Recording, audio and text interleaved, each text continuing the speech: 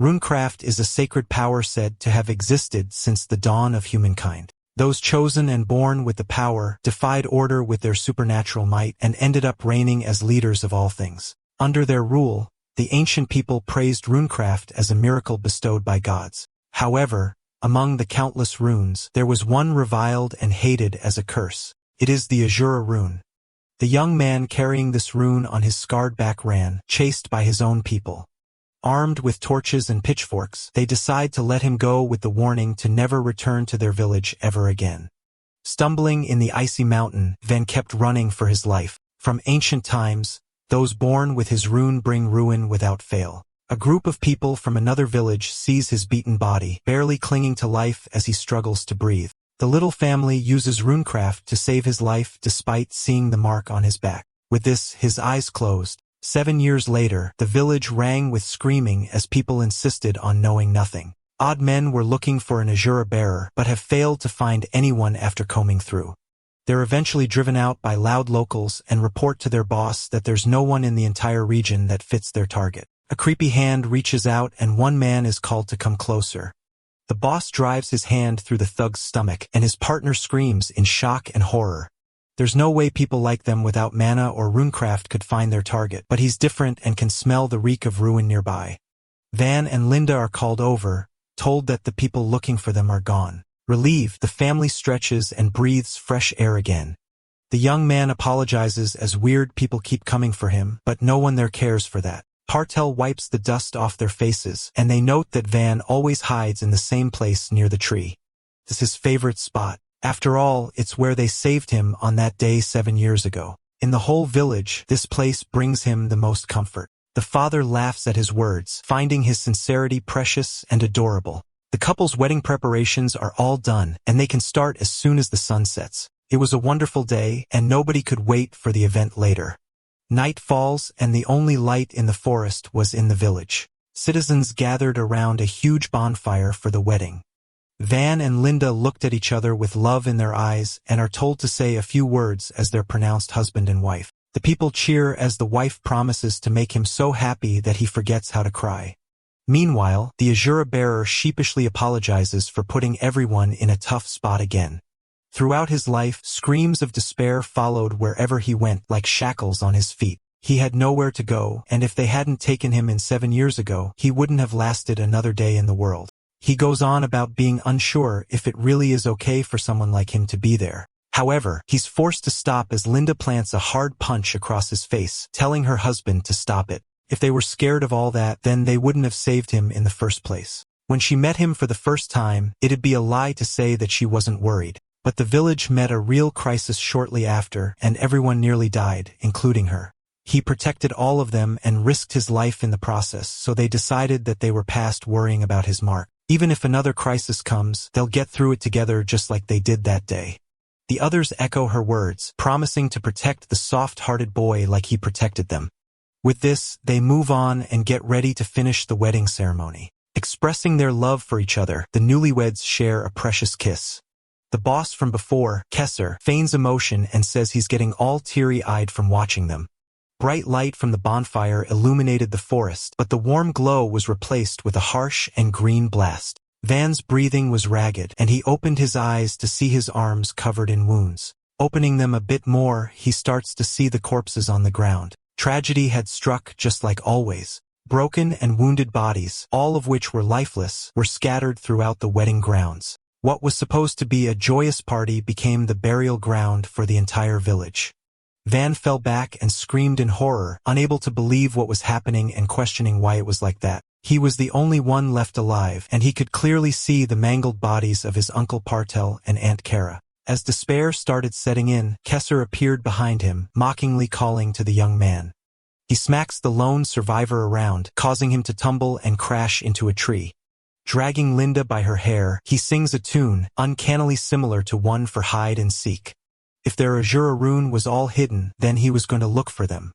Van questions who he is and what his intentions are, but all he needs to know is that the runecaster has business with him. There's someone who needs the true ruin in the Asura he was born with. Since survivors are a pain, he wiped out every nearby village without exception. He's just doing what he's told as a mercenary, so there should be no hard feeling. Telling the young man not to hate him too much, Kesser imprisons him in a pocket dimension prepared by his employer, where time flows differently. He'll be let out when the time comes, so he just has to be good and wait for that to happen, although even he doesn't know when that'll be. The last thing Van sees before slipping away is Linda, still propped up by her hair. Staring at him, her mouth moves with a final message, and she leaves him with one last smile. The husband reached out desperately and in tears, but couldn't fight the dimension that devoured his body. Wrapped in the tool, he finds himself in a completely different place, all alone after his people were killed. Kesser spoke of the true power of ruin. Van believed that everything was because of a single rune, but there was never a way out. In the end, his very existence only ever brought death and tragedy to those around him. From the moment he was born, there was no way to escape the doomed fate. If he had just accepted that a little bit earlier, then maybe those he loved would have lived. Just this once, he thought things might be different, and that foolishness is why they died. His vain and greedy wish to live a normal life is what killed everyone. Ridden with guilt and surrounded by his own demons, he apologizes and repents. Eventually, he stops and tells them not to forgive him as he doesn't deserve mercy.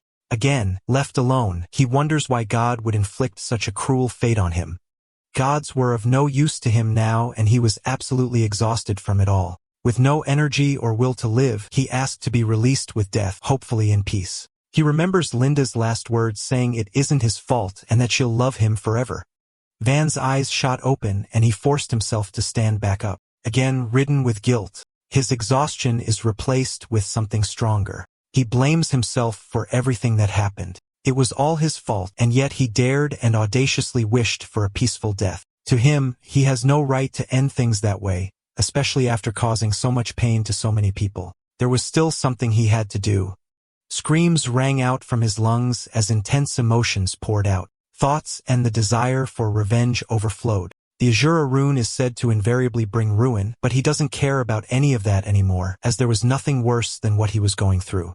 Kesser said something about someone needing the ruin he carries. As such, he'll deliver it to their door and make them feel it himself. In that moment, Van vows to show his transgressors what they're looking for. He thinks about the village and its people and asks for a little bit more time. He'll join them later on, as dying can wait until after he completes his revenge. To do that, he has to break out of the pocket dimension and eliminate the souls chasing after him. They ran in to kill him, blaming the young man for all their agony. He faces them head-on, prepared to spend thousands of years to achieve his vengeance. Like a demon, he swears his life on it and begins his arduous journey.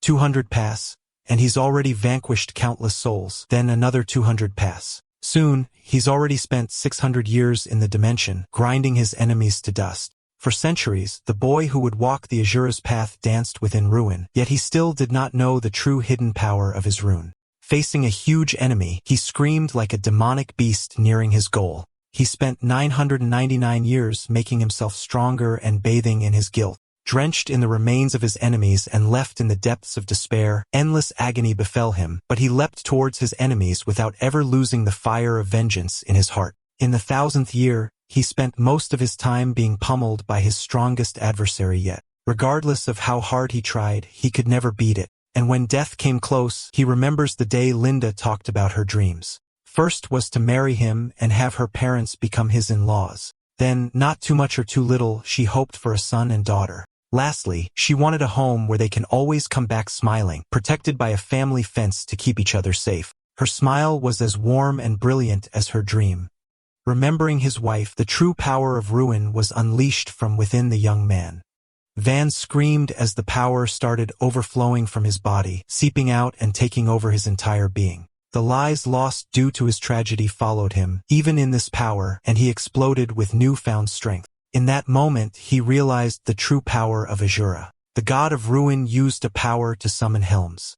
Feeling like a god himself, he's sure that if this power had awakened on that tragic day, then none of his loved ones would have died. Facing the enormous enemy once more, he now smiled. He dashed in and unleashed a heavy punch, which was strong enough to send the heavy and colossal target flying back. It was unlike anything he's ever felt, and the tables have completely turned. The demonic god jumped up to rise above his enemy. In the sky, he manifests his first armament. The Annihilation Fist is a gauntlet imbued with the power to destroy at a particle level. Van dives down and strikes his target's skull, driving his fist deeper by the second and causing the dimension's ground to shake with the impact of his attack. In the real world outside, a bunch of thugs attacked a couple, killing the man and demanding money.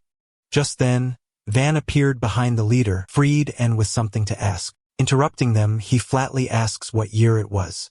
Unaware of who he was dealing with, the man makes fun of him and says it's the year January. The runecaster thinks about it on his own, not minding the man behind him. The thugs share a look and swing, but their weapon breaks while he's computing the time that passed. They're shocked as he didn't even fight back. Terror suddenly seeped into their hearts as Van turned to look at them like insignificant insects. He strikes them down in an instant and before they could even register what happened, tears everyone apart with his bare fists.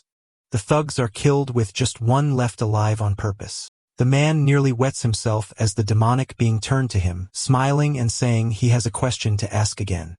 In the continent of Aten, countless kingdoms have been founded since ancient times, mainly with the power of runecraft. Among them is one that is praised as the greatest kingdom in history. Its name is the Zoe Kingdom.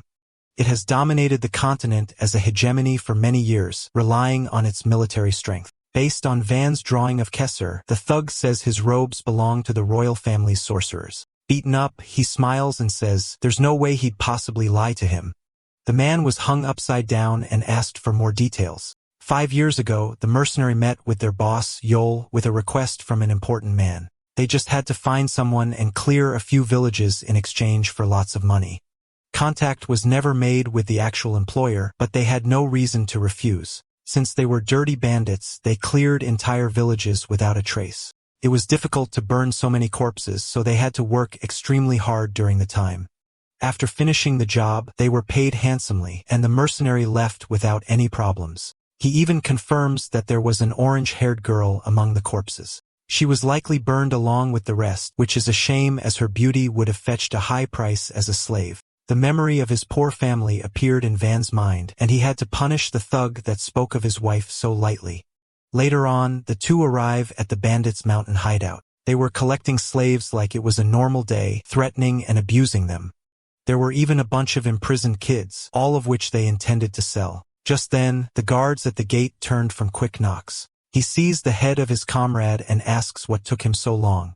The severed head falls as Van lunges in to punch the guard. With the first one down, he breaks through the gate and blocks the second guard's attack. They have no idea who he is and where he came from, but the intruder moved on the battlefield like a veteran. Ducking deep and gripping his fist tight, he tells the thug to shut up. One punch is enough to eliminate someone as weak as him, but the commotion draws the attention of the other bandits there. Van approaches the insignificant pests, dragging the corpses of their comrades in his hands, tossing them over. He demands to speak to their leader, again saying that he has something to ask. Missing the message, they let their pride take over and get ready for a fight. However, a stern voice tells them all to step back. They insist on handling it, but Yahello moves forward, asking if they all intend to die. The enemy is a sorcerer born with runecraft just like him. Skipping the pretense, the leader of the bandits questions what the intruder wants. Van mentions the job from 5 years ago and how they took orders from Kesser. The leader is surprised that he's already found out that much from his men. If they tell him where the mercenary is, then he promises to spare them all. The leader decides to give him the information he wants, but covers his arm with blades and punches the man, saying he'll only tell it to the corpse that's left of him. The strike hits directly and the impact sends the target flying away. If he wants to lie about sparing them, then he should at least hide the killing intent in his mana. Yahello decides to end him today using his blade rune that arms his entire body with sharp and hard blades. Despite taking the hit, Van just confirms that it won't be easy to solve things through conversation. However, it was his turn to strike, so he let his energy flow. The leader was just standing there waiting for the next move, but his opponent appeared before him so fast that he couldn't even react. A punch is driven deep into his gut, and it's as if his insides are crushed through the blades of his body. Van unleashes a barrage of hits, wondering how someone so weak could be a leader. Insulted, Yahello grit his teeth and raised his empowered arm to fight back. He swings down for the kill, but the wide hit is easily dodged by the target. Annoyed by the rat-like movement, he clads his entire body in blades and challenges his enemy to dodge his next move. Spinning like a whirlwind to shoot the blades, he provokes the seemingly young runecaster. Continuing to launch sharp shards, he asks what it feels to have one's body torn apart. One normally wouldn't be able to take a single step, but Van kept moving forward, unfazed by the countless projectiles that were cutting his body. Like the demon god he was, he walked without feeling an ounce of pain. It was laughable that such an itch would even be considered pain in this world. Mistaking it for foolish passion, Yol stopped spinning and got ready for another attack. His entire arm is covered in blades like before, but was now the size of a giant's. Monstrous in his own right, the bandit leader smiled and swung with the might that put their gang at the top. At best, Van's skin is peeled off alive, so he only needs to cut his nerves off. To him, they were all far too shallow. This level of pain is nothing compared to the swamp of agony he fell to and conquered for a millennium. Meeting Yol's fist with his own, he blows the shallow hit away. Their clash sends shock waves throughout the base, and the leader stares in shock one last time before the top half of his body is blown apart from the other and is sent flying across the sky and out of the atmosphere. With the base destroyed and the battle over, Van menacingly turns to the rest of the members and suggests picking up where they left off. Each and everyone gulped in terror, but had no choice but to fight for their lives. By the time the sun was about to set, countless corpses were piled up. One man was left alive and reveals that Kesser is currently in the Nordia kingdom.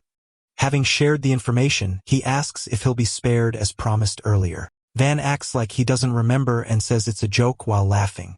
As the man was about to leave, a sharp hand broke through his head. The only joke was him sparing any of their lives. To leave any of their disgusting selves alive was ridiculous. If he had his way, he'd invade Zoe right now, but he can't just blindly believe a bandit's words. Even if it takes some time, he will meet Kesser and confirm things himself. He calls to Linda and her family and asks for a bit more time. In return, he's prepared a little present to offer. He lacks the artistic sense, but requests that they be satisfied with it for now. Before him, the corpses of the bandits that raided their village were sculpted into a cross. Their revenge is just starting, and to signal this new beginning, he burns the cross and moves toward Nordia next. In the Nordia Kingdom's Guild Street, one man receives a bone-breaking punch to his face. He falls to his knees in the dark alley with no one to hear his screams. Barely clinging to life, he says the name Anna Dalton. Around them were other dead bodies, which is why Van told them to talk from the beginning. Thanking him for the info, he exits the alley that was filled with beaten men. For the next step, he has to find out where the woman is and can't afford any delays. After all, something like yesterday might happen again. The day before, he was screaming in the middle of the forest, struggling to control the magic power that was running wild and overflowing from his body.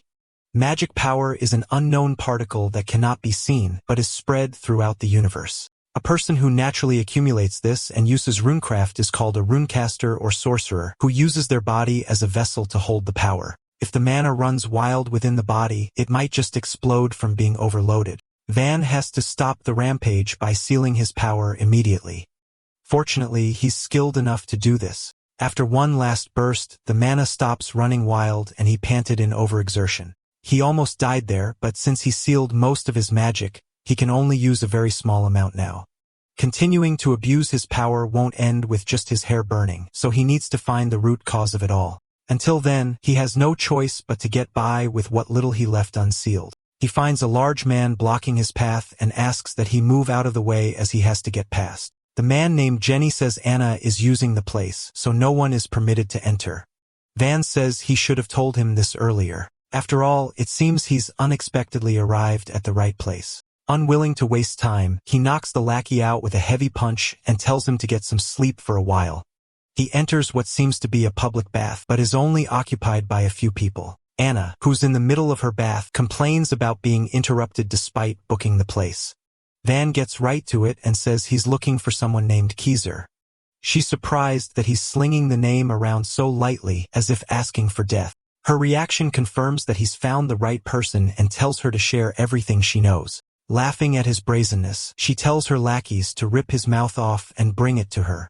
She's known as the top information broker of the kingdom's black market. Following her orders, the men guarding her are filled with power and start changing their forms into something more feral and beastly. They turn into wolf-like creatures with multiple eyes on their heads and pounce on the man who dared to belittle their master. As always, Van wanted to resolve things with communication, but the people around him are just so keen on making it hard. He punches a couple of the enemies apart and sends them flying. As soon as he stops, one tries to retaliate by aiming for a blind spot, but there are no blind spots with the Asura bearer. He counters and gains some distance as another leapt on to strike. The incessant barrage starts to annoy him, so gets ready and aims right at his target. Before they could even react, he launches himself at the beasts and closes the gap in an instant. His fist makes contact with one enemy, but the sheer blast from his punch bores a hole through the other's body. Even the wall of the bath is torn apart, just missing Anna by a few meters.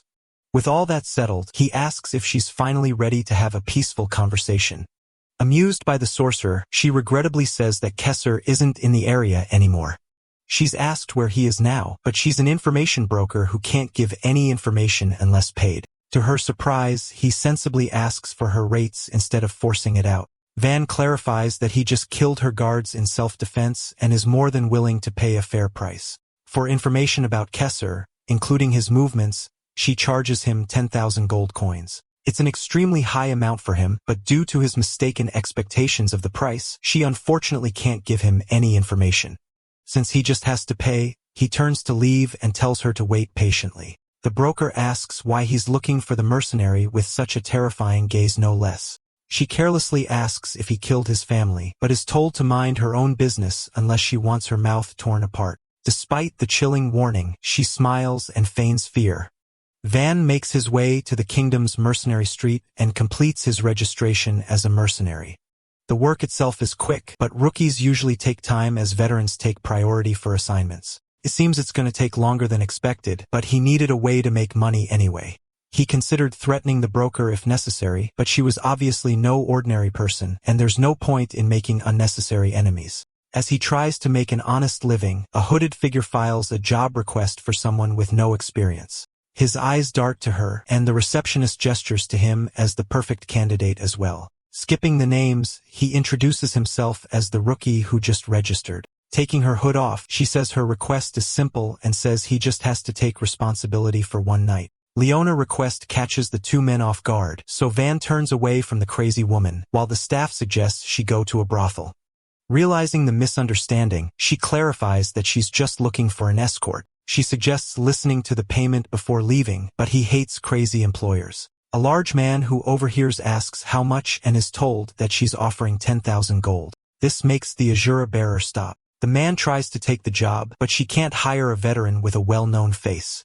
He insists because of the payment and starts to take her arm by force. Voices are raised as he starts to get annoyed, but the trashy mercenary is told to keep his hands off by Van. After all, he can't be grabbing his precious employer's body like that. Screams and desperate cries for mercy rang throughout the forest. Amid the burning village, a man begs for his son to be spared, but to no avail. Merkel, the leader of the men, asks about their previous job of snatching the Leon family's daughter. They're told to pick 3 of their best people and be on standby. Lastly, they're told to hang a corpse he played with and head out right after. As the lackey starts to confirm his orders, his body suddenly begins floating and he asks if he did something wrong. It's not that. Hanging one victim alone isn't enough to satisfy Merkel, but it'll be perfect if he dissects and hangs him next to the first. Again, screams rang throughout the dark forest. Meanwhile, Van took scrumptious bites of his food, leaving Leona visibly disturbed. After listening to his chewing, she bangs her fist on the table in frustration. They are now in a pub, and he asks if the food does not suit her taste. Complaining about it all, she scolds him for using the mercenary earlier as a chair as well. Not intending to sit on him either, she tells him to let the man go. They had to stop him from beating the veteran to death earlier, but this confirmed his skill to Leona. Again, she tells him to stop treating people like objects, so they move on the job details, including how far he has to escort her. She needs to reach the border of the Yuhyana kingdom and can actually get there in a day. Given the high reward, he's already suspicious of this being tied to something dangerous. She might even be a scion of some powerful house or perhaps a fugitive. Obviously caught, she feigns ignorance and says she's just somewhat wealthy. However, he continues to pressure her, certain there's something more. He immediately disappears from her side as she threatens to hire someone else. Back in his seat, Van says he'd never suspect his precious employer since departing sooner is better for her. He suggests going right now. After all, he wouldn't want to waste her valuable time waiting. They come to an agreement and reach the mountains in no time. Moving forward together, they quickly halfway to their destination. It's been peaceful so far, so she wonders if she should have hired an escort in the first place. He suddenly tells her to stop, sure that he feels mana nearby. Based on the footsteps, the strangers were headed to them fast. There were 4 men sprinting, and one of them was particularly troublesome. Sensing him, Merkel says peeking is a bad habit and shoots a death ray at the sorcerer. He reacts fast and jumps away, bringing Leona with him. Having arrived on the scene, the lackeys are told to capture the target alive. Looking at the remnants of the blast, Van says it was probably just a warning and the real one was coming. He turns his head in an instant and sees 3 enemies, pouncing at them with their blades drawn.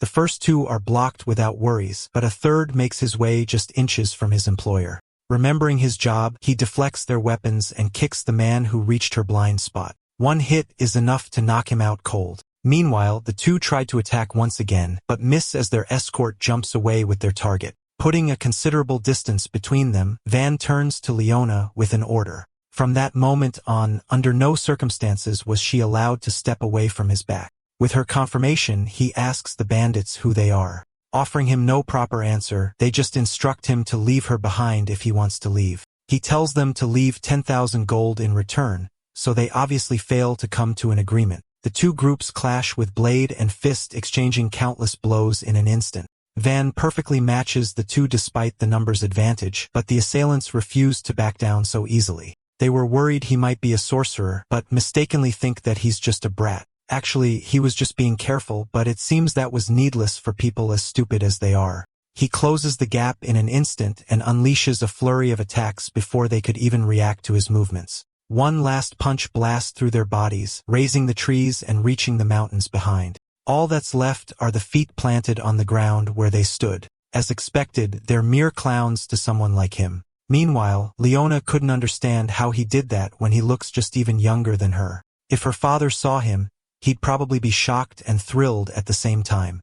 Merkel speaks, saying runecasters often gauge each other's mana as the amount matches one's skill. Van is surprised that he's showing himself, having thought that he already escaped. The sorcerer was curious how a child could bear mana on par with his own. The mad anatomist is curious to see the splendid organs he must be hiding. He promises to dissect him without pain. If he surrenders the girl, thoroughly rejected, Merkel launches another death beam. This time, Van calls to Leona and confirms that she was lying about being an ordinary merchant's daughter.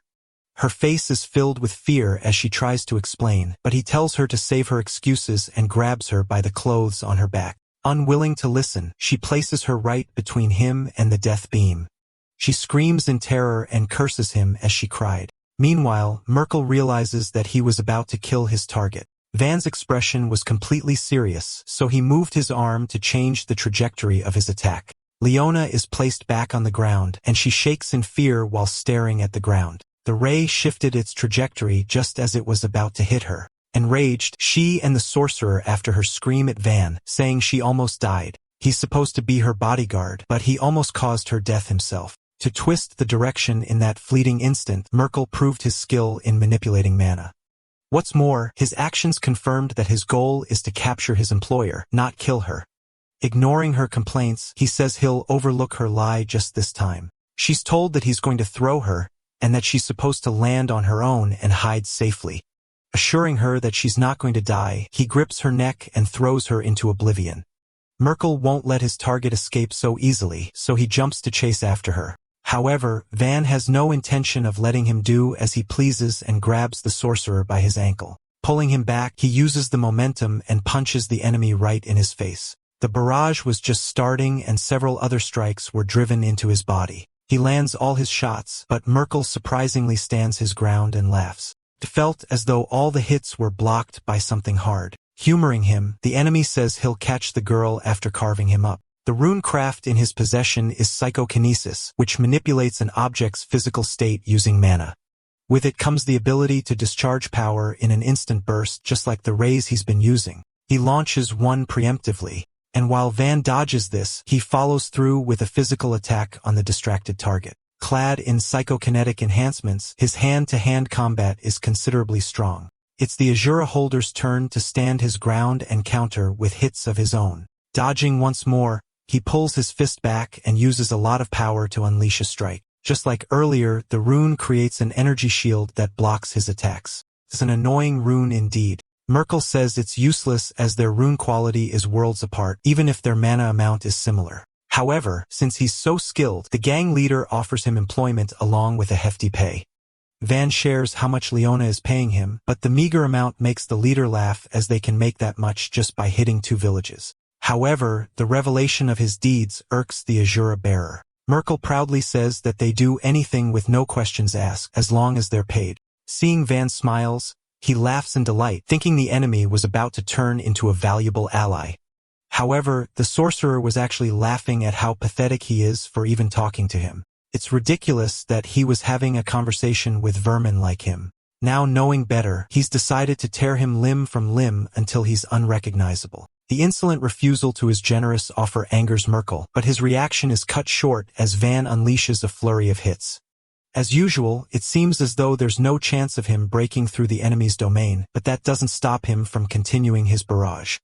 Countless strikes are launched at the barrier, and although it stops them completely at first, the damage soon accumulates. After a while, small cracks turn big, and big cracks start to chip away. Finally, the energy shield shattered completely, leaving the caster completely shocked by the unthinkable feat. As he questioned how it was even possible, Van targeted his arm and tore it apart. Screams rang out, but again he's interrupted by another punch, this time to the chest. The sorcerer is sent flying without the barrier protecting him. Merkel was furious and no longer interested in his organs. As the price for scorning his mercy, he gathers his power and shoots an extremely powerful beam, telling him to be reduced to dust. With this, an enormous blast tears through the thick forest. However, despite how it's strong enough to level entire villages, Van stood his ground to take it all. Merkel questioned how it was possible, certain that their mana levels are at the same level. There should be no way for him to withstand his psychokinesis. Repeating his words, Van calls the arrogant sorcerer a fool and releases just enough of Asura's mana to show the huge gap between them. Merkel trembled, unable to comprehend the immense mana that was being thrown at him. Sick of it, the bearer of ruin charged in, ready to send his enemy to the depths of hell. Using his first armament, Van lets his empowered fist rain on the target, cutting him down bit by bit until he drives the annihilation fist deep into the enemy's gut. He tears through his body.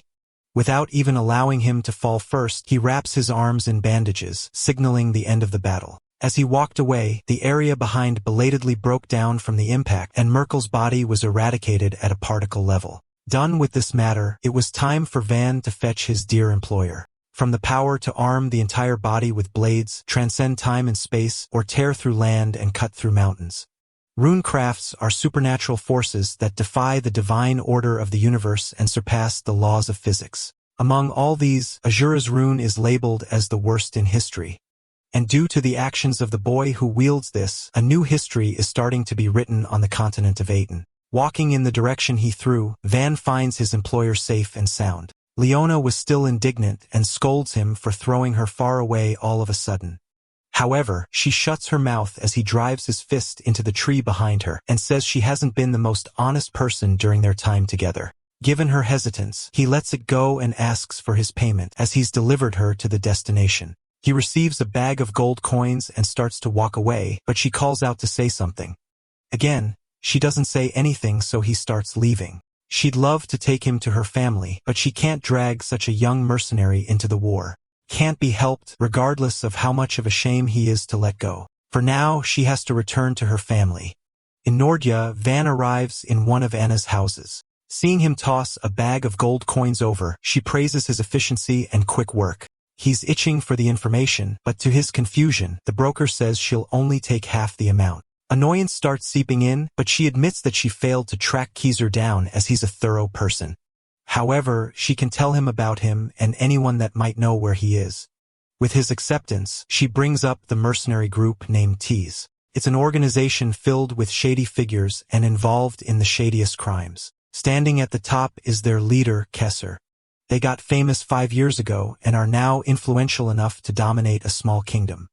It's currently hard to even find their main base, more so with their leader's exact whereabouts. Fortunately, she's the kingdom's best information broker and has located one of Tez's executives. Anna shows a poster of Haxa, characterized by a long scar on his face. He's a brutal assassin born with the concealing rune and has never failed an assassination. If he's part of the group's executives, then he might know where the leader is. According to the intel she's gathered, he's in Valhilda City, the capital of the Bughar Kingdom. And there was also Merkel's gang base. However, it was filled with members' corpses and the stench of carnage. The killings weren't done yet, and the remaining survivors did their best to run for their lives. However, they lose their heads without even knowing the cause of the attack. Standing there was Haxa, saying he's just doing as he was told. Perhaps they're being punished for failing in the mission personally entrusted by Kaysar. A man complains that they weren't told about the monster protecting Leona. They even lost their chief as a result. The sorcerer apologizes, saying they didn't expect Merkel to be defeated by a rookie mercenary either. Their entire gang was being wiped out just because of one failed mission.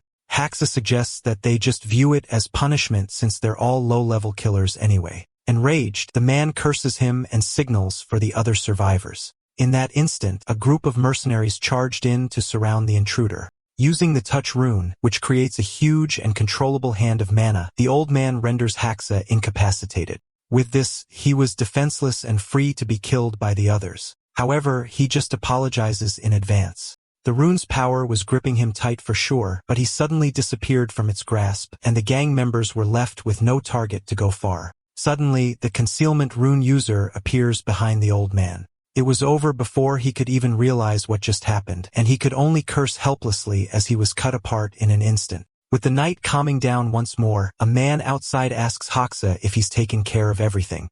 The assassin barely spares him a glance and tells him to check personally if it isn't already obvious. Since he's sure that there won't be any problems anyway, the cloaked man shares that Merkel's killer is being investigated and gives a few descriptions. Catching on fast, Haxa confirms that the mercenary is going to be his next target. His sharp mind is why Kaysar won't let him go. With this, the messenger disappears to report the success of the night's jaw. Left alone, the assassin lights a cigarette and basks in the moonlight, thinking about his target's characteristics. On the other hand, Van was hearing about Haxa for the first time. His location was nearby, and now he just needs the name of the person he's going for next. Tae's executive sighs as the number of people on his kill list increases by the day.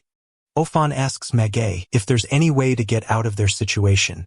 Before them was a colossal monster, one that could devour villages in mere moments. The beast glared at them with blank but terrifying eyes. Without any idea how to escape, the two children start to panic. More so when the creature roars and lunges at them, opening the maw in its body. Death was inescapable, and all they could do was wait for it to come. Just then, something shot up from the ground, destroying the soil under, clenching his fist high up in the sky. Van aims and launches his annihilation fist right through the monster's body. The light in its eyes disappear, stomped dead by the attack. Its innards fall onto the children below, and the rest of its body soon follows and crashes to the ground. The hole that blasted through its chest was strong enough to sever its top and lower half. Van, now back on the ground and wearing his cloak, confirms that the kids are okay. Since the area is crawling with monsters, he suggests that they leave right away. They ask how they could ever repay him, but he says they don't need to worry about it. Refusing to let it go, they offer to treat him to a meal, sharing that their shop was nearby. He declines again, adding that he's also looking for a shop in the area. Hofen asks for the name, proudly saying that they know all the stores in the area. As soon as he says that he's headed to a tavern called the Blue Knight, the two perk up as he surprisingly seems to be looking for their shop. The girl is a cook at the tavern, and the smaller boy with her is her little brother. They look at him with bright eyes and ask for his name, but his gaze is much deeper and darker. Not minding, the children tell him to let them lead the way. Soon enough, they arrive at the Blue Knight on the outskirts of the kingdom. A boy named Haru was waiting for them by the entrance and asked what took so long. Ofen shares that they ran into a monster on the way, earning a huge reaction from their worried friends. She adds how they were saved by a kind person and turns her head to call to Van. The ominous energy seeped out of the odd man, but she introduced him with a bright tone. Since he came all the way there in search of their shop, they showed him in. The tavern looked well kept inside, and he asks if the kids are running the place all by themselves. They're actually just living there, although Ofen works as a cook most of the time. As he probably noticed, they aren't a real family and all came from different kingdoms. Their stories are familiar, with Lily and Ain losing their parents in the war, Haru's village being destroyed by monsters, and Maghat being orphaned because of evil mercenaries. They should have died a long time ago, but a man brought them there and took them under his wing. The mention of a man alerts Van. He's the actual owner of the shop and their first savior. Since he's still probably asleep, Fan decides to wake him up and asks their guest to have a meal for now. The little girl stomps up the stairs, ready to scold the owner for sleeping in. As expected, she enters his room and sees him dozing off, even asking for a few more minutes when woken up. With a serious tone, she shares that she and Maghat were almost killed by a monster. This works and prompts the man to jolt up, worriedly asking if they're hurt in any way. Fortunately, they were saved by someone who was on the way to their shot. With that said, the familiar priest gets up to greet the person who saved his children. Walking down the stairs, he's led to the hooded man sitting in the middle of the tavern. He thanks him sincerely for keeping the children safe. Van insists that it was just a stroke of luck, but still, this was ending up to be quite an interesting turn of events. After all, the man looked very much like the person he's looking for. Hoxa returned his demonic gaze with a cold and chilling stare. Having acknowledged each other, he takes a seat, saying he's just an ordinary inn owner. The guest makes the first move, saying the chef there is known to be a fantastic cook. It must truly be an unexpected source. But since he's already been tempted, he'd like to see their cooking skills for himself. Paxa says the children get rowdy when he's in the kitchen and would end up being a distraction. If that is his concern, Van suggests having a meal tomorrow before the sun rises. Since the kids will be asleep then, the tavern owner accepts the request. Establishing discreet agreement, the two decide to head to bed early. Told to show the guest to his room, Often is surprised that they got close so fast. It's nothing too unnatural. After all, they're just cut from the same cloth and understand each other instinctively. Night soon falls and Van is escorted into a warm and cozy room. Before the girl leaves, the guest calls without turning to face her. With a tired and stern voice, he tells her not to thank him as he didn't save her on purpose. It's strange as the priest told her the exact same thing when he saved her. With this, she encourages him to enjoy the night and closes the door. The moon is high in the sky and a lone figure stood outside the lone tavern visitor's door. With a sharp blade around his arm, Haja enters the room and finds Van sleeping on the bed. Silently and swiftly, he thrusts the weapon towards his target's head.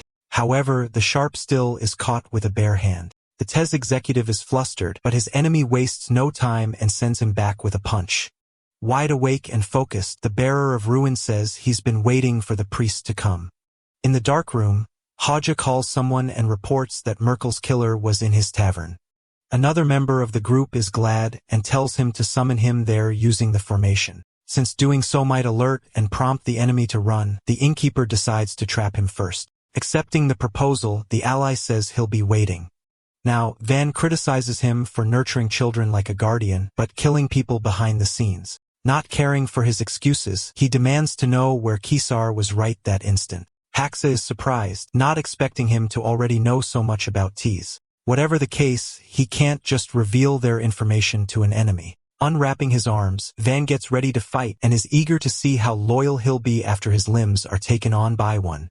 He's given one last chance to turn back and pretend that nothing happened, but the mercenary has already tried to kill him one. Since there doesn't seem to be a way out of it, Haxa takes a piece of paper out from his pocket. The formation activates and the room is covered in bright and live inscriptions. Caught off guard, Van fails to react fast enough and gets transported into a different location.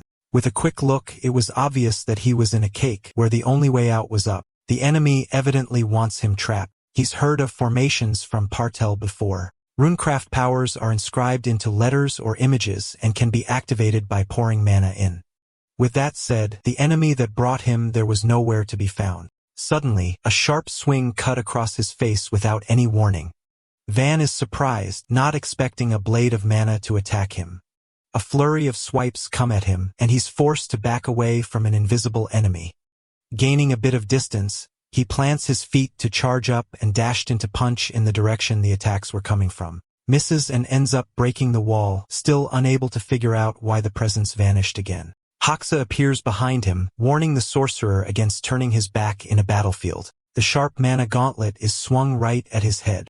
Fortunately, Van's quick reflexes allow him to dodge with just a small wound. That said, it was a bad situation, and he'd be done for if it continues. He puts a large distance between them to recuperate. Sensing the enemy with his bare eyes was not an option, and even sound was unreliable. The rune craft of a top executive is formidable indeed. Meanwhile, Haxa watched from above the cave, setting his sights on his target before attacking. Now armed with 2 mana gauntlets, he casts his concealing rune and erases his presence. He launched himself and drove his weapon into the ground, but Van ran away in time. In a narrow and dark cave, dodging attacks is already a challenge in itself. However, locating his missing enemy only made things even harder. That said, he seems to be doing well enough with all the dodging. The sorcerer found an opening, and it was finally time to counterattack. He dashed forward with overwhelming speed. Haxa stood in his place, frozen and shocked that his enemy was speeding toward him with precision. It's impossible, but Van locks his hands around the concealer's throat perfectly, making sure he doesn't get away. Hiding his body won't help, as his mana was still clear as day to the Asura bearer. The second armament is Truth Eye, which allows the host to perceive even the faintest mana. As he was completely caught off guard, Haxa is driven into the ground face first. The shock wave from the impact shatters the hard floor. In his 40 years as an assassin, he's only the second runecaster to find him with mana alone. Van asks where Kesser is, but the priest just asks what he thought about his kids in the tavern. Gripping his arm in annoyance, the bringer of ruin keeps his promise and tears his limb off before asking his question again. Surprisingly stubborn, Haxa shares that he's slaughtered countless people because of Kesser. Van was hurriedly running out of patience and threatens to rip off another arm if he continues. However, the executive can't die yet, at least not until he ensures the children's safety. He apologizes to his opponent in advance and unveils another piece of paper. The formation paper glowed with power as it's activated by his mana. With this, Van is sent flying back with the entrance of another T's mercenary. He backs away, and the newcomer brimmed with power, saying he finally found Merkel's killer. Unfortunately for him, the demon god finally ran out of patience over having his important conversation interrupted by a rude and unwelcomed intruder. Van dashes back, but not before getting cut pretty deep. The masked man notes the black scars on the young man's neck and eyes and concludes that this is the person who killed Merkel. Haxa warns Gitten to be cautious as Van was able to detect him with magic. Van points at the newly arrived Tessie executive and asks if he will answer his questions. Haxa mentions that Van had asked about Kerouac's location. Gitten then starts to remove his mask and says that there is no one who will answer Van's questions. Van sees that talking will get him nowhere and immediately darts forward. Gitten stands calmly with his multi-eyed beast behind him. Van prepares to attack and the monster clenches his fist to meet him. Their hands meet each other in a powerful impact. Van then notices the assassin back on his feet running behind him. He swings his weapon and the beast punches downward, but Van leaps out of the way. He then charges his fist and delivers a powerful blow to the monster. The beast raises his arm, but Van says that blocking it is not a good idea. His attack is so powerful that it rips right through the monster's defenses, thus defeating it. He lands nimbly, then dashes forward again with no hesitation. Gitten is impressed that Van was able to achieve such power at such a young age. He then uses his power to open multiple portals from which numerous beasts pour through. He possesses the glyph of summoning, allowing him to store and retrieve anything he needs from another dimension. Van is surprised, but figures it doesn't matter if he just knocks them all down. Haxa, though, takes this chance to slash Van's legs, noting that he let his guard down. The young man is left momentarily defenseless, and the beast comes crashing down on him. They pile all over him, trapping him underneath. Gitten notes that the weight of even one beast would be enough to crush anyone and wonders if he has a body enhancement glyph. Van says he is the one asking the questions and demands answers. The T's executive is impressed with the fiery personality and decides he will make Van an assassin of T's. First, though, he will turn him into a slave. He activates his other skill, the glyph of taming. It infiltrates the opponent's spiritual world, destroys their ego, and creates a new one that the caster desires. Van is surprised that the executive has 2 glyphs. Gitten then places his hands on the young man's head and begins the process. He is surprised to find himself, however, in some dark realm and wonders if he is inside the young man's mind. With the glyph of taming, he had created countless beasts. This attempt has never failed. This is why Gitten believed that no matter how powerful a sorcerer was, he would succeed. However, he did not know Van. The boy's mindscape was dark and filled with ferocious-looking creatures. Van had lived with a single-minded determination for revenge. Gitten looks in fear at the monstrosity in front of him. In the deep, dark pit of agony, the boy's mindscape had turned into something unthinkable. The creatures all rush forward, surrounding the terrified executive. They overwhelm him and wrap their tentacles all over him. He screams in fear and wakes up back in the real world, his skill having not worked. Van looks up at him and says he can't allow him to peek into someone's mind like that. Gitten looks on in disbelief as Van gets his hand out and strikes the executive. Gitten screams in pain as his right arm has been completely severed. Blood gushes out as Hoxa looks on in shock that the brainwashing failed. Van, meanwhile, lifts all of the beasts up and then tosses them up like balls. He plants his feet deep into the ground and pummels the monsters as they fall back down. His punch creates a powerful blast that rips apart the beasts and flies straight for the ceiling. We see the blue night as the shock wave shakes the building and the ground. Hoxa and Geddon are sent flying and crashed back down on the ground. Van walks towards them and sees Executive won't be able to give any answers. He then looks at Hoxa, who is crawling desperately away.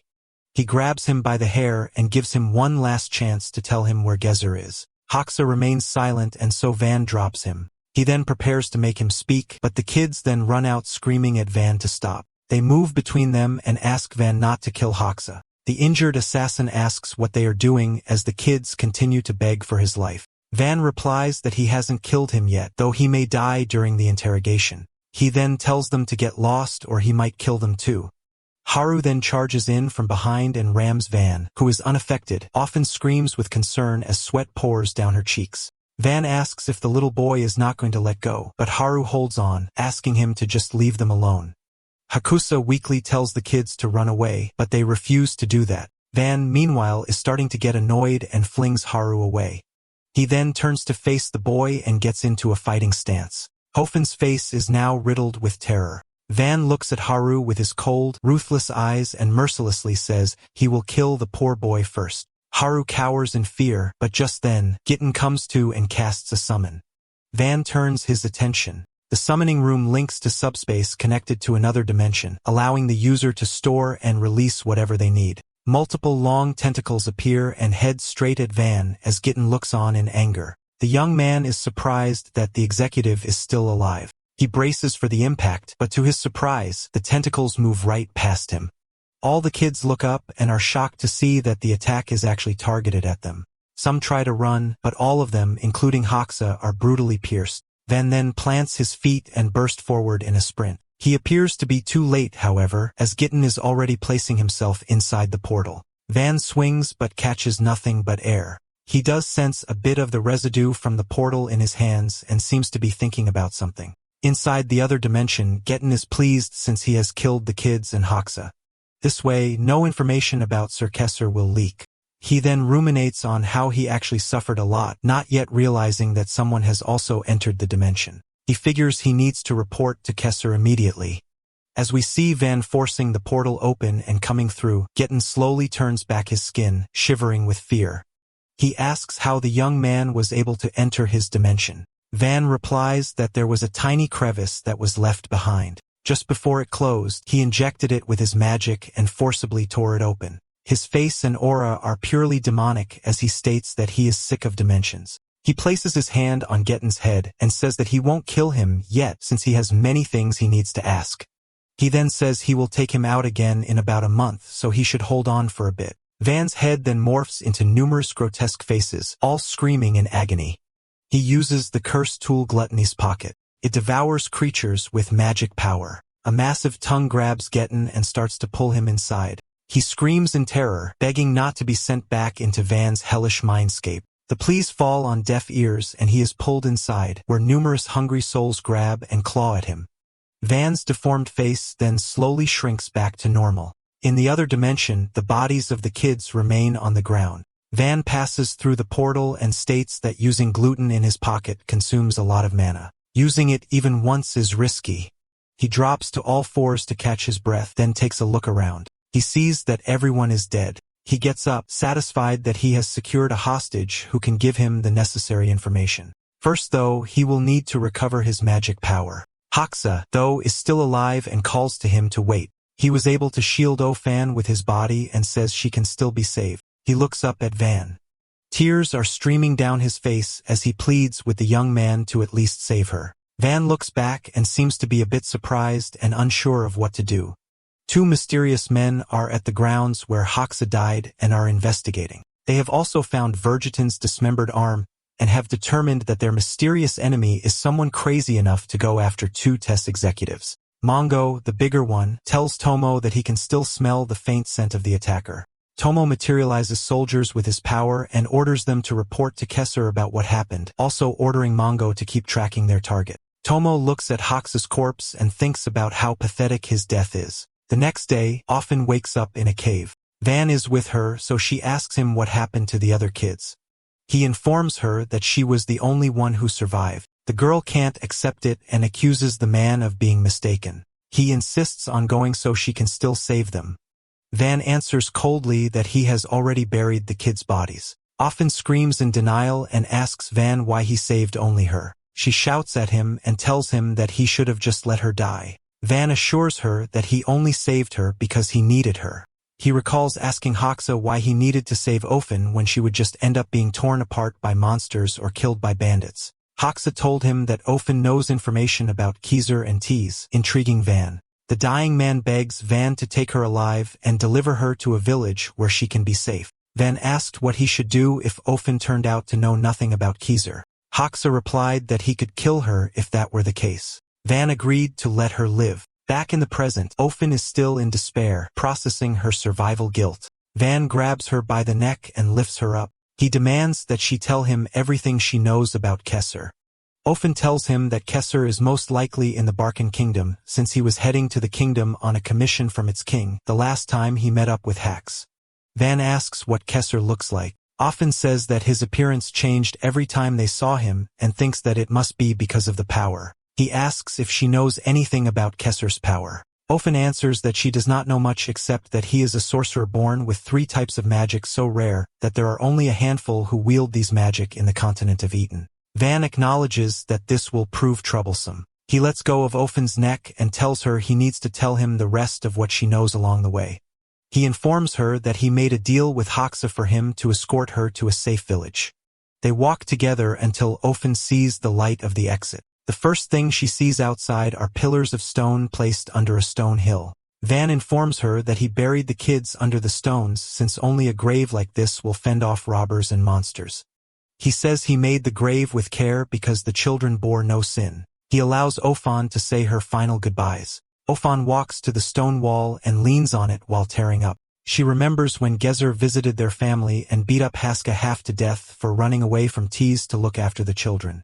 Hoxa begged Gezer for forgiveness and asked that he spare the kids. Gezer told him that his duties had been doubled and that he would only spare the children if he never ran away again. Once Gezer left, Ofan asked Hoxa if he was okay.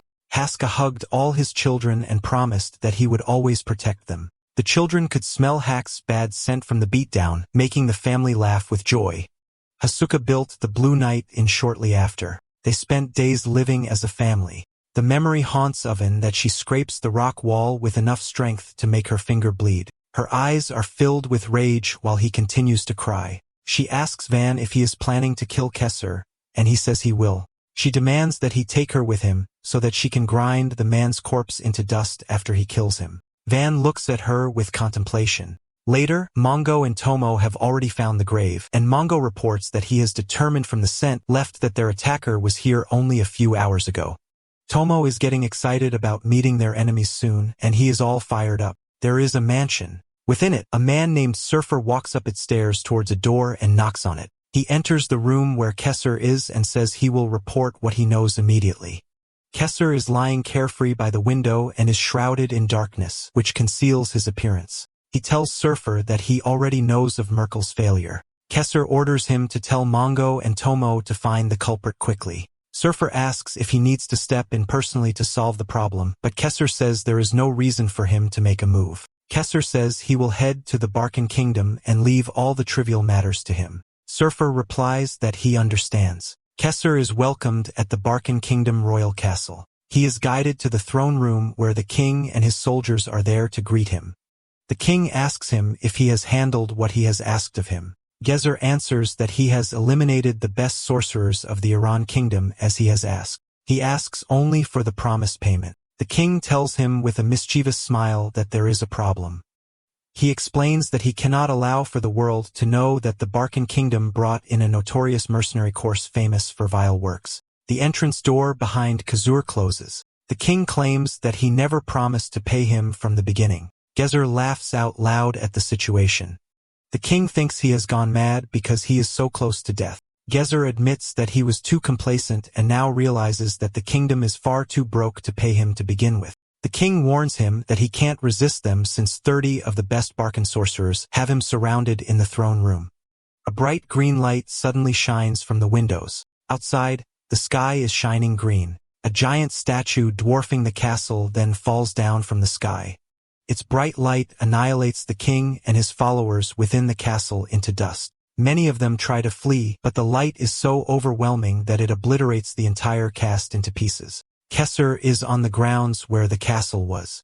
His subordinate reports to him that there is nothing left of the castle wherever he goes. Kesser says he intentionally did it that way because doing it any less is not something he calls beautiful. The subordinate offers to take his lord wherever he wants to go. Kesser replies that they want them to walk instead, for he looks at the sky and thinks it is a beautiful day. Often tells Van to take her with him, wanting to exact revenge on Kesser. Seeing that she isn't in her right mind, Van refuses to take her, but she insists, claiming that she can't live in peace after what happened and do nothing about it. The mercenary tells her that he has no intention of protecting her, and if she ever gets in his way, he will have to kill her himself. Hofen agrees with his conditions and follows him to the Varkan kingdom. That night, as the two continue their journey, the presence of enemies appears, watching them closely. Mongo and Tomo, two of Kazer's lackeys, plan to capture Van and offer him to their leader, seeing it as an opportunity to repay the man who took them in. Mongo agrees, swearing to do whatever his brother wants. With this, the two brothers decide to follow them and wait for a chance to annihilate Van. Meanwhile, Ofen and Van pass the same tree thrice and stop in their tracks. They are surely lost in the woods, and Ofen remembers a story about mysterious forest that her uncle Haja told her when she was young. The mountain range where the Blue Knight is located was the nest of a demon beast in ancient times, and the entrance to that nest is called the Forest of Moor. Once you enter the forest, you can never escape. Van finds the story absurd, but Ofen insists that it is possible and that countless demon beasts live in the Forest of Moor. Just then, the tree in front of them suddenly transforms into a demon beast and lunges to devour them. Van immediately grabs Ofen and throws her out of the way, saving her from the monster's attack. He then gives the demon a powerful punch, tearing it apart in one go. He then tilts his head toward Ofen, telling the girl that if she wants to survive, she has to hide herself well. Another demon beast appears and Van starts to fight it too.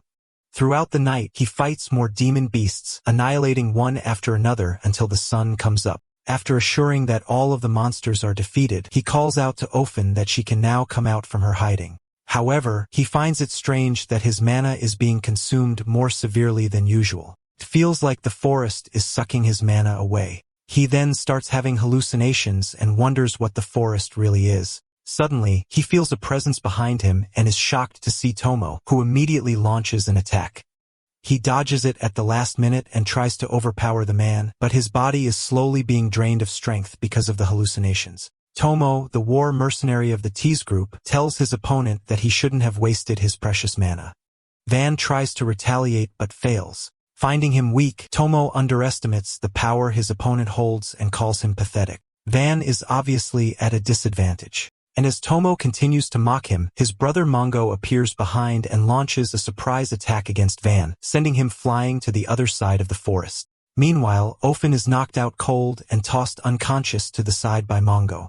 As the brothers talk about how they would have fun with her later, Van is struggling with his low mana. Tomo tells him that they were initially ordered to just observe and track them from the shadows, but he refused to do just that because that order only applies to weak underlings and they are nothing like that. Mongo agrees with his brother, adding that they need to avenge their comrades who died at Van's hands. The sorcerer leaps for another attack, but his opponent is fast enough to block it. Mongo then counterattacks for his brother and releases a powerful punch toward Van, sending him to the ground once more.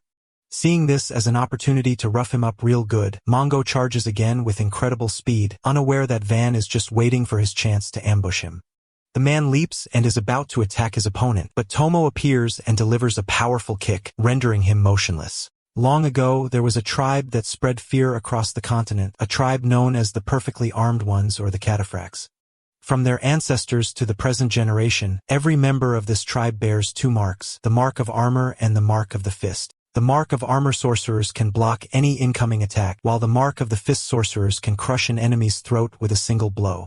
Together, they embody the ultimate defense and offense, a shield that can block anything, and a spear that can pierce everything. This deadly balance is how the Cataphracts earned their fearsome title as the Perfectly Armed Ones. Mongo continues his assault on Van until a man clad in armor arrives, ordering him to stop. Tomo, in his armored form, one of Tei's feared executives, looks down at Van with disappointment. He expected more strength from the man who had effortlessly captured two of their comrades. Encased in his special armor that completely shields his body, Tomo exudes an overwhelming aura of power and control. The forest continues to drain Van's mana, and using his destruction fist technique puts him at his limit. Using a weapon that consumes his lifespan is not ideal, but since his mana is depleting, he has no other choice. Tomo starts to get pissed off and orders his brother to finish off the sorcerer and leave only his head, saying that he will present it to Kesser soon. Mongo agrees with his brother, but upon hearing Kesser's name, Van figures out that they are members of the Tetsi mercenary group. With this, Van starts to unleash himself, telling the brothers that they should spill what they know about Kesser if they want to live. Hearing their lord's name from a weakling like Van is an insult, so Tomo charges toward the sorcerer and is shocked that he summons cursed spirits from the underworld. Since they refuse their last chance, Van can't promise that he will let them live. The cursed spirits turn into a necro dagger, which is a third weapon of the mark of Asura. Tomo stops in his tracks after suddenly feeling the ominous energy coming from Van. The sorcerer then leaps toward him and pierces through his armor, surprising him. Van manages to strike Mongo as well, who shrieks in pain. The brothers are stunned. The man who was on the brink of death just now has regained his power, and they can't even figure out the mark that he is bearing. Tomo immediately acknowledges his fault and apologizes for underestimating his opponent. However, nothing changes, and the brothers are there to destroy him. The two charge toward him, and the three exchange blows, throwing strikes and punches with all their might. The brothers are starting to get overwhelmed by Van's attacks. The sorcerer continues his offense, confusing the brothers with his speed and strategy. Eventually, Tomo manages to catch him and tells his brother to crush their enemy. However, he is surprised to see that his brother's mana is being drained, and he is now motionless on the ground. Just then, from Tomo's wound, cursed spirits appear, making him immobile. Van reveals that his weapon, the Necro Dagger, is a cursed blade that feeds on mana, and anyone who is cut by it will have those cursed spirits latched onto them, devouring their mana. The spirits will finish their mana until they are full. Until then, they will not stop. Tomo lets out a screeching scream of pain, pleading with the cursed spirits to stop draining his mana.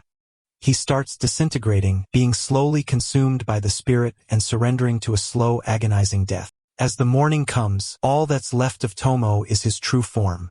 He has been reinforcing himself with mana all along. Tomo lashes out, screaming at Van to give them back the artificial mana that Kazur has granted them. Hearing something interesting, Van demands that they tell him more about the artificial mana, saying that they can't fight him anymore anyway. This brings back Tomo to the past when he and his brother were still in the Cataphract tribe. That day, the chief had a trade with the Tis mercenary leader, Kesser, who noticed the two frail boys tied to a tree. The chief told him that the boys didn't have the ability to store mana and were a disgrace to the tribe. They had lasted 5 years, but soon they would die, so he shouldn't bother himself with them. However, Kesser volunteered to take them. 10 years later, the two brothers had transformed into feared sorcerers. Kesser asked what they sought in slaughtering so many humans. Tomo admitted that when he saw the weak and the helpless, he was reminded of what he and his brother were. If they hadn't met their lord, they would have lived their entire lives like filth, and the thought filled them with disgust and rage that they had to kill them right before their eyes. Kesser told them that their killings were shallow and stemmed from self-hatred. He then told them that they needed to restrain themselves, and that kind of self-destruction was far from beautiful. In the present, the brothers charge at Van once more, their pride blinding them to their defeat. But their defiance meets its end as Van strikes with absolute precision, silencing them both and bringing the battle to a close as he leaves their dead bodies behind. Alright, that's the end of the story. Thanks for watching. See you in the next one.